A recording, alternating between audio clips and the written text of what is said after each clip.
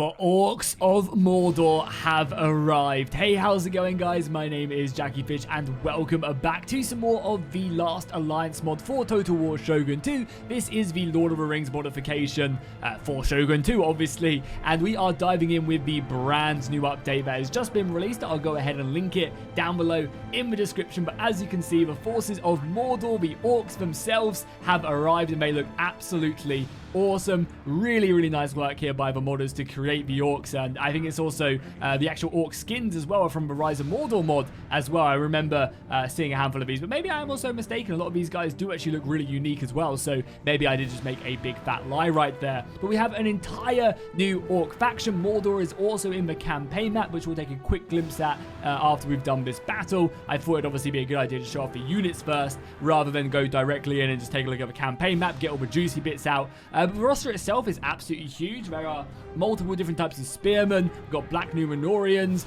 We have tons of archers, axes, and a bunch of other really scary units. Like this unit right here looks absolutely amazing. The Orc Raider.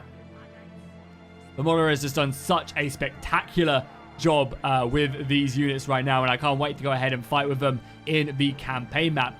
So what we'll do, obviously, we'll just take a quick little look at all the units, and then we'll dive into a battle right here up front, and we're fighting the forces of Numenor as well. The Kingdom of Numenor we are going up against right now, so we'll obviously have to see how they fare in the battle against our Orc forces. But we got the Nazgul right here being led alongside a lot of the black Numenorians that you guys can see right there. Looking awesome. Then we go to some of the Orc Spearmen. Again, these are going to be the lower tier Spearmen right here. Nothing. Oh, actually, these are the higher tier Spearmen. So you can see their armor, a lot more heavily armored than, say, if we go over to these other Orc Spearmen over here, who are basically just outfitted in rags and given a helmet and kind of a dodgy spear and then sent in to the ranks.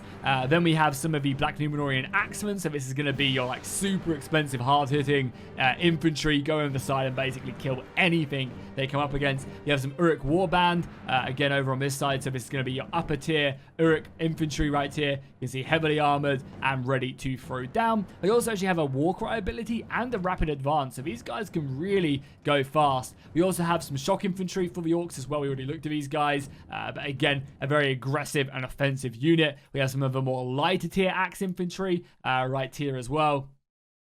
And I imagine the main playstyle will, for the Orcs, definitely be like you basically just throwing crap units and then outflank with your axes and do tons of damage. We also have just basically some normal Uruk sword infantry as well. Again, just your real fodder. 188 of them in a unit as well. Then we also have some black Numenorian bows set up right here, hoisting that banner of Mordor along with some of the Uruk archers. Again, just basically mid-tier archer units. Quick with a sword, but nothing really too special. You guys can see them. I also really like this helmet. It's like a farmer's helmet, but actually not. And then we also have like the lowest tier archers over on this side. Again, not really in any great armor. And we have for our cavalry, so the Mordor don't really have a lot of cavalry. Their horses come from the Haradrim. That really piles it up. Obviously, they do also have some, their general, the Nazgul, but besides that, they really do struggle for them horses. So what we'll do is we'll get our archers up here, and we'll basically just engage, and we'll see how we fare. So we'll let you guys go there. We'll throw the spears up. The spears seemingly can't form anything too crazy. Oh, they can form pike walls, just the basic ones can't. And then we have all our axe infantry and our basically our big line of swords. So what we'll do is we'll send the swords to reinforce this back line. We're getting hammered by arrows right up the bat. And we'll just basically send all of this axe infantry off to the side, and we'll just collapse in on their flanks. Our archers should start to be harassing back as well. I imagine we're not going to outmatch the Black Numenorians, though, whatsoever. You can already see some of our volunteer spearmen not doing too good. And we can also lob out our cavalry on that flank as well. Axes can be pushed up. But yeah, we're going to be looking to obviously engage them as quickly as possible. Yeah, just do as much damage. Yeah, just hit them volunteer spears. Set up like so. Bring back the Nazgul as well. Would not like my general to be taken care of. Black Numenorians are going to be the ones doing the damage in this fight. That is for certain. Their skill is going to be much better than our Orcs. And again, it's crazy to think as well, just like Shogun 2 looks really good considering how old the game is. It's like a 9-year-old game, and it still just looks as beautiful as ever. So let's go ahead and push forward the rest of our boys now. I think everybody is basically set up and the AI is fannying around a little bit. Oh, we got caught by a unit of their spim, but these are just volunteer spearmen, so let's maybe send the cavalry around and then hit them right in the back. We also have a war cry ability as well we can do. So there we go, cavalry. Oh my god, that was brutal. Deadly, absolutely wrecking them, and yeah, we'll pop our war cry as well. That should see them going. Rest of our infantry up, so let's just go. Again, not really expecting too much from our spears, but we'll throw them in regardless, and we have all of these axes as well that we can also throw up. So we'll get these guys up ASAP, push these guys around, throw some of our swords in as well, and we'll just do the good old Mordor way of, you know, getting clumped in as best as we can. Archers can hit the back ranks. Cavalry's already running amok, which is perfect. Let's reform that. Archers still just doing damage. Good. And our main block of axe infantry are also, like, this is our main block right here, so we're gonna want to try and get them stuck in.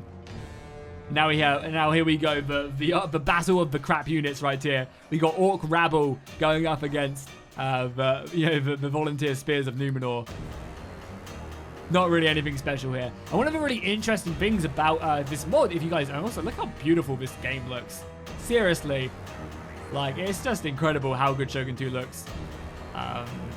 For sure. But yeah, one of the really interesting things about this mod is that obviously there's no spears in Shogun 2, so the modder has actually gone ahead and had to create all these animations that work with the spear. So every spear animation you're seeing is custom made for the mod, because obviously there's just no spears. And again, we'll zoom in, get a nice little look at the Orcs who are pushing in, fighting the archers. Oh no, do I actually have to command some of the battle? Probably do. Oh wow, they actually just pulled out their dudes right there. I mean, my axe infantry still isn't engaged yet. Also doesn't help as well, but we're literally fighting like the Numenorians, and basically we're like the same color as them on the battlefield. Let's get our archers there. Let's drop some fire arrows down. Let's just really like clump down on these volunteer spears. Oh, some of our archers are also engaged. That's fine. Our axes are outflanking. We should be able to wrap up this flank. I think we actually already have pretty much wrapped up this flank. Yeah, you guys wrap around, which is good. Cavalry's falling back still. We have some archers back here as well. Let's go send our Haradrim horses after these archers. There's some hunters hiding in the woods. Well, unfortunately, that is going to be the end of you guys as the cavalry rip through them like a butter. Absolutely beautiful. Rest of the back of the battle line. You can see the Orcs just overwhelming numbers right now. The pikes getting themselves stuck in. And obviously, I'm not exactly using the pikes as effectively as I should be. Obviously, forming a decent pike wall would be great. And obviously, the same thing with the animations. Also the same with the shields. There's no shields in Shogun 2. So the modder has also had to go ahead and create all the shield combat animations as well. So a lot of work has been put in. And you guys haven't even seen the campaign map yet as well. So yeah, this is definitely a mod that you would want to go ahead and reinstall Shogun 2 for. That is almost certain. We've absolutely rinsed this side. Let's basically just bring our army. Do we have like a big fear? Yeah, we got a big war cry there. War cry all of them. Pop a rally down on our boys. Yeah, that center is like collapsing. Cavalry's still fighting their spears. The AI just seemingly constantly has their spears stuck. And also, look how big these horses are. My god, Shogun 2 horses are absolutely humongous. That's crazy. I mean, I guess they are war horses after all. We can also do this as well. Where's the button? Is this one? Yeah, there we go. You guys can see a bit more. It'd be nice if I could turn this on permanently. I know you can in like the newer versions of the game, which is always interesting. And again, my Orc rabble trying their hardest to win this, but we're about to completely, yeah, their line is like broken. It's, yeah, see you later. Bye-bye. Bye-bye. So the Orcs are so strong, and I think on the campaign map, you'll be able to pump out armies very, very effectively. And there's not really much, you know, the enemies are going to be able to do, because there's no, like, united Gondor. A lot of the Numenorian colonies are all set up in the way that they are just colonies, so you're going to be able to utilize that very, very effectively. And, yeah, basically just expand at will. Mordor is going to be a force to be reckoned that will force an alliance to be formed between the great powers.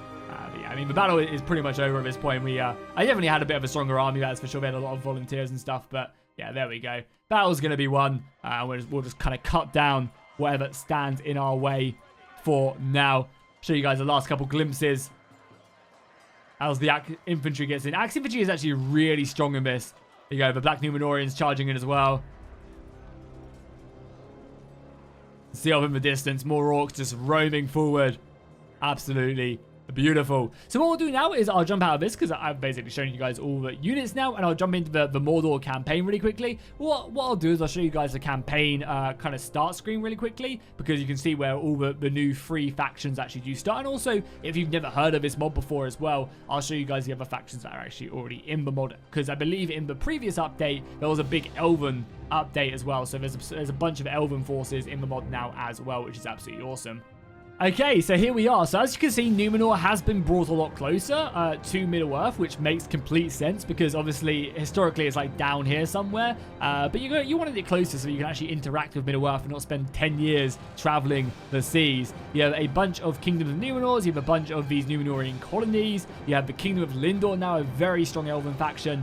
We also have these ones right there. Then now you have Mordor set up, obviously in Mordor. You have the Orcs of Gundabad. You also have the other Orcs of a Misty Mountain, maybe, or maybe they're just north of the other lands. And you also have two Haradrim factions as well. So, you know, the campaign map is starting to get a lot more filled out, and obviously we'll see more and more land being added. What we'll do is we'll load in, and you guys can also obviously see the Mordorian traits as well. 20% replenishment is super strong. More money from iron and basically industry, from pillaging, and also having power of a One Ring as well, which represents across all provinces as well. So you get really good morale bonuses. I can't imagine you'll have too much trouble keeping your settlements happy, or at least the ones that you start off with happy, obviously, because you hold the One Ring. You have all the malice that's been poured into it to keep the people happy, which is always nice. But let's dive into the campaign. You guys can take a little look at how the campaign is set up for Mordor, and then we'll call it a video. Okay, so here we go. Set up on the campaign map. As you can see, Mordor is pretty vast. You start off with a ton of very, very useful settlements. You set up with other lands ready to pour out here. There's a ton of buildings that you can. Obviously, it's mainly going to be heavily like focused on industry. You have a slave market as well, which you can utilize, and that will grant you a lot of money, reduce your morale, but obviously that doesn't really matter because you are just pumping out, you know, you got that boost from the One Ring. Obviously military buildings as well. The infantry barracks gives you some pretty decent units right off the bat. You also have garrisons as well as furnaces as well. These consume food, but again, food's not going to be too much of an issue, and you gain loads of money from it. And you can also get a warg layer as well. I imagine wargs will be added, but the main thing I think which is really strong is like all the Orc provinces have some form of like industry, some form of mine, or some form of, you know, like textile building. Like even Barad-dûr has 2 mines. They have the iron mine and the gold mine as well, which you can upgrade, and that's going to be a real kind of money maker. You're going to want to utilize as much as possible. Again, down here as well, look at these mines. You're going to be making so much money from them that you're going to be able to hopefully conquer a large amount. You also have some fishing here as well. I guess you do need some income from food. Yeah, you got some really nice farm lands down here in the south as well, which is great. So yeah, obviously we already saw a lot of the buildings that you can build. Recruitment wise, you start off very nicely as well with a ton of units from Barad-dûr, and yeah, you have a nice set of recruitment. Yeah, look at recruitment as well. Just 5 units in one go is really good. So yeah, it's basically going to be the setup of the campaign map. The campaign map itself has also had some love done to it, so more detail has been added across Middle-earth, which is definitely worth checking out. So yeah, that's going to be the video. Let me know what you guys thought of the mod down below in the comments, and I'll see you guys in the next one.